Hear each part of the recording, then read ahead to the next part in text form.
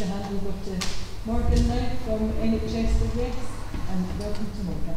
Yes. Yes. Good evening, and thank you very much for asking me to speak in Kelty. It's always nice to be asked to speak by people who've heard you speak before. It's somewhat reassuring. It can't have been that bad last time.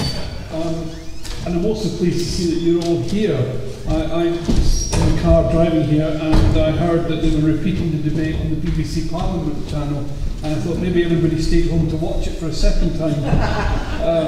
But probably you couldn't stomach that. The best quote that I heard after the debate was, in fact, was on Sky News this morning. They interviewed some people in the pub who watched the debate, and one young chap said, "You know, I wasn't very impressed with Alex Salmond. He really wasn't very good tonight." But he said, "Fortunately, I'm voting yes. I'm not voting for Alex Salmond," which I think sums up the campaign. People forget that it's not all about that. Anyway, I'm here to talk about NHS and the impact of the referendum on the NHS in Scotland. Now, there's a huge difference between the way NHS Scotland and the way the NHS in England is being run at the moment. There's drastic differences. We have chosen a different route from England, completely separate from England. And it has to be borne in mind, and this is one of the things that does annoy me. I know some people would say it's petty, but every time I'm in Unite, they send things out telling me what's happening in the NHS. And I have to sort of mentally say to myself, they mean the NHS in England. They don't feel the need to call it NHS England because it's the NHS, and obviously it applies to everybody. And they don't seem to understand the history of the NHS. Better Together, which is what they used to be called, but now they're moved thanks, set up an NHS Together group, which was supposed to start months ago, but only started about 2 or 3 weeks ago. And they called it NHS Together, which really does suggest that they do not understand the history of the NHS. And you really have to go back to the foundation of the NHS in the 1940s and the various acts. There was actually 3 separate NHSs set up, well technically 2, one in Northern Ireland wasn't called the NHS. But they set up deliberately at that time, they set up NHS in England and the NHS in Scotland, which was under the control of the Scottish Office. And they set up an Irish Health Service Act, which created a health service in Northern Ireland. I have no idea why they didn't call it a National Health Service in Northern Ireland, but they just called it a health service. Wales, unfortunately, at that stage was considered part of England, so it didn't get autonomy even for the NHS in Wales to be run until 1969. It wasn't until then that it was split from NHS England. But I mean, in England, they have gone down a route of privatisation. And the only difference between those that make up Better Together, as far as I can see, is how fast they travel, not the direction of travel. When Andy Burnham says that they're travelling too fast, he doesn't mean that the destination is wrong, he just means that he thinks it's going a little bit too fast. Now, the Health and Social Care Bill of 2012 was one of the most radical bills passed by Parliament. It effectively disestablished the NHS. It removed the duty of care on the Secretary of State for Health to provide health services. I don't know what he does with his day job now, because it's not his job to provide health services. The Act removed that obligation from him. It removed it to the new commissioning groups, and they determine who gets publicly financed care. A commissioning group doesn't have a duty to provide care either. It can choose to provide services in an area, but if it says that they're too expensive, it can say we're not providing that service.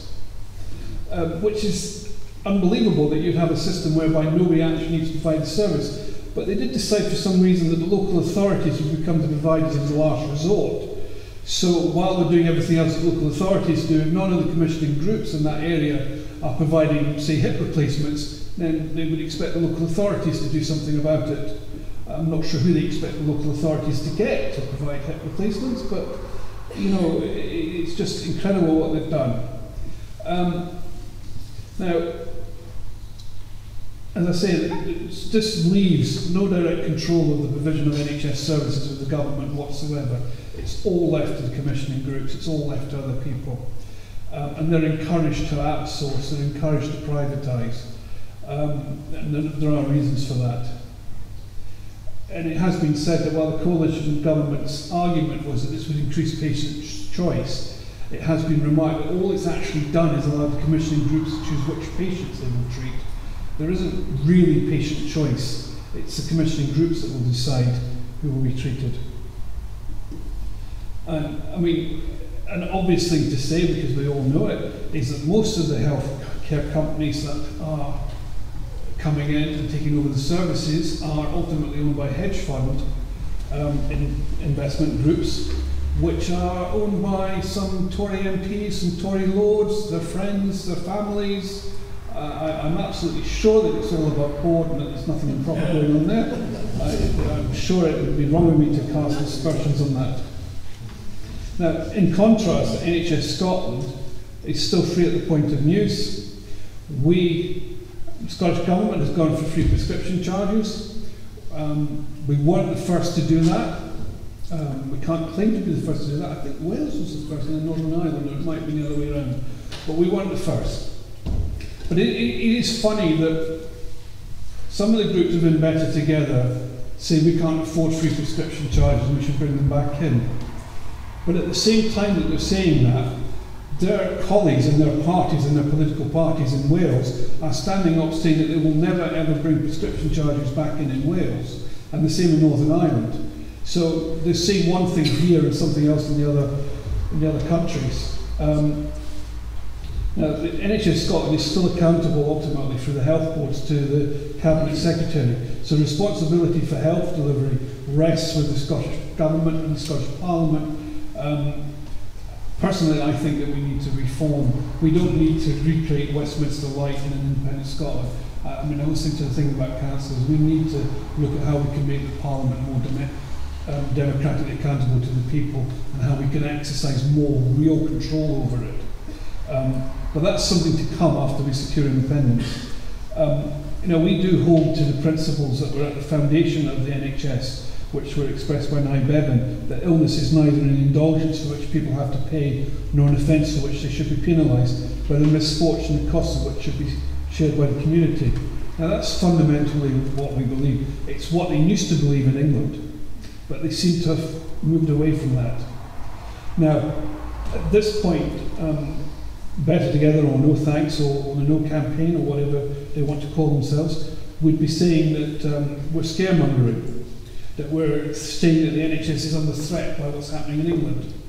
Now, it struck me when I was driving here thinking about this, that these people that say that's scaremongering, some of them are the very people that are in favour of privatisation of the NHS in England. So, on the one hand, in Scotland, they'll tell us that it's scaremongering to worry the public about privatisation, and then they go down to Westminster and they vote for the privatisation of the NHS. It's either a good idea or it's not. The other argument they use is they say that none of these reforms in England, the Health and Social Care Act and the privatisation of the NHS, will save any money. Now, I thought that was the point of it. I don't agree with that. I don't think it will ultimately save money. I think it will cost them more money. But their argument's always been that it would be more efficient. And now what they're saying to us is, we're going to privatise the entire NHS, but it won't save any money. So the only question left then is, why? It must be pure ideology. It must be that they don't like it being owned by the government, being delivered and responsible to the public, that they want to sell it off. Now, it does matter because the Scottish Government has no revenue raising powers. The money that we spend in Scotland is in a block grant from Westminster. Now, all this talk about more powers is just meaningless. I heard Joanne Lamont explain, and I didn't understand how she could actually say this and not realise what she was saying. She basically said that they would devolve tax raising powers to Scotland, so we can put taxes up in Scotland and raise more tax through income tax, so we all pay more money. But the block grant would be reduced to take us back down to the level of spending that Westminster had set. And I thought, you're asking me to pay more tax, and that money's going to go where? Because it's not coming to Scotland in the block grants, it's going to London, isn't it? To build the Crossrail, to build HS2, to build everything, you know, to pay for the Parliament offices and the second homes that they all have and all that. And I thought, does she really think that any political party, well, her party probably would, but does she really believe that any political party would go to the polls in Scotland and say, we're going to put up your income tax so more of your money can go down south? And does she think that we're so stupid that we'll vote for that? It's staggering. So, I mean, the money's divided. It comes in as a block grant. We have no say over how much we get. So that is where the threat to the NHS comes from. Not directly from the privatisation, but from the cut in money. And we know, because they've told us it's going to be 20 to 25 billion worth of austerity cuts to come. Now, that will come out of the Scottish budget. Now, 40% of the Scottish budget goes on health. The Scottish Government has managed over the years to maintain expenditure on health, and in fact it's gone up slightly. But the only way they can do that is to reduce expenditure elsewhere, is to cut and trim elsewhere. Because there's a limited amount of money. If they put more into the National Health Service, they have to cut it somewhere else. We have no way of growing the economy, we have no way of increasing tax receipts in any meaningful way. And there's no point in increasing tax receipts if you're not going to see any benefit from it. But the real threat, and we'll come on to the meat of this, at the moment to the NHS in Scotland is what's known as TTIP, which is not nearly as much fun as, TITP, which is Tea in the Park. The Transatlantic Trade and Investment Partnership, which is supposedly to harmonise regulations between America and Europe and reduce trade barriers and make it easy to sell things and not have customs duties put on them. But it contains a whole lot more than that. It forces governments to privatise essential services.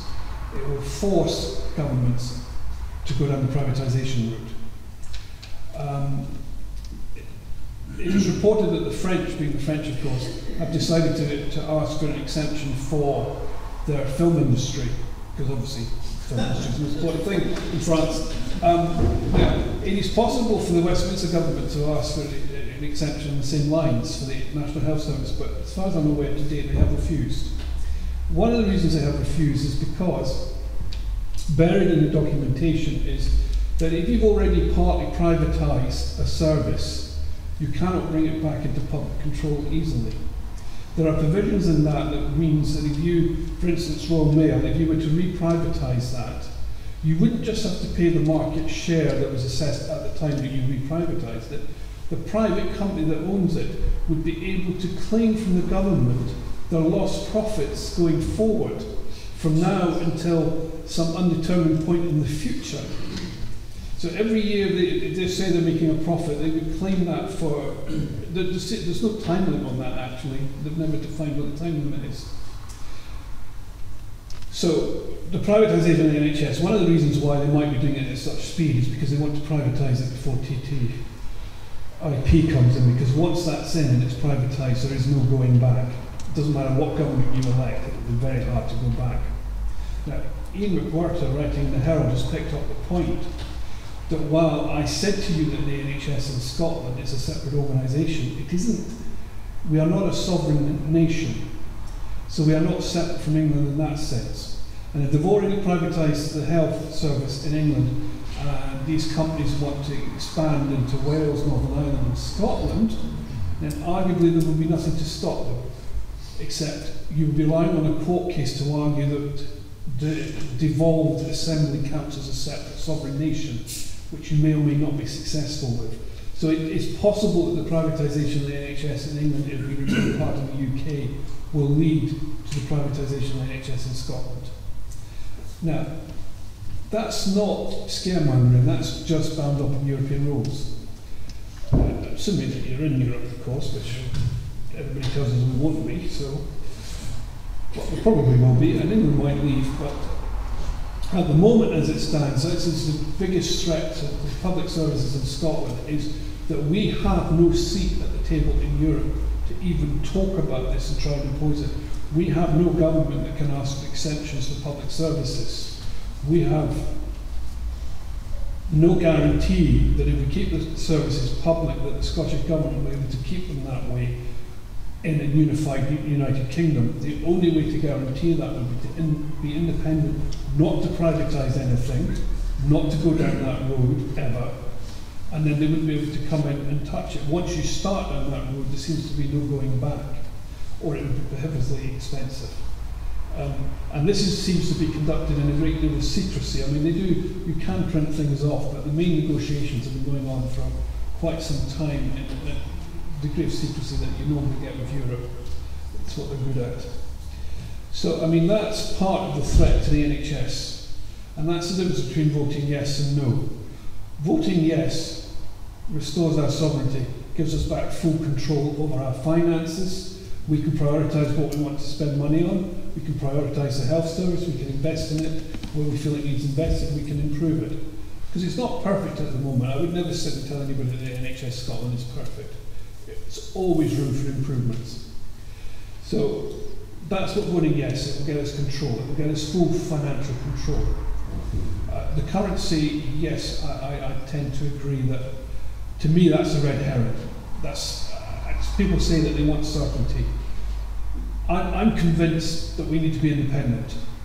And after that, everything else is detailed, including the currency, I have to say. I know it's a big thing, and I know it's a slight worry, but if we had our own currency, I'm sure it would do better than the pound, very quickly. So, the future going forward is clear that we can either choose to carry on linked to the United Kingdom and to the NHS in England and watch what's happening there, or we can vote yes and choose to be independent and make our own decisions and our own priorities about the NHS in Scotland. Coming up, I think, the 16th of August, I think it is, there's a group of mothers recreating the walk from Jarrow to London to protest at the privatisation of the NHS in England.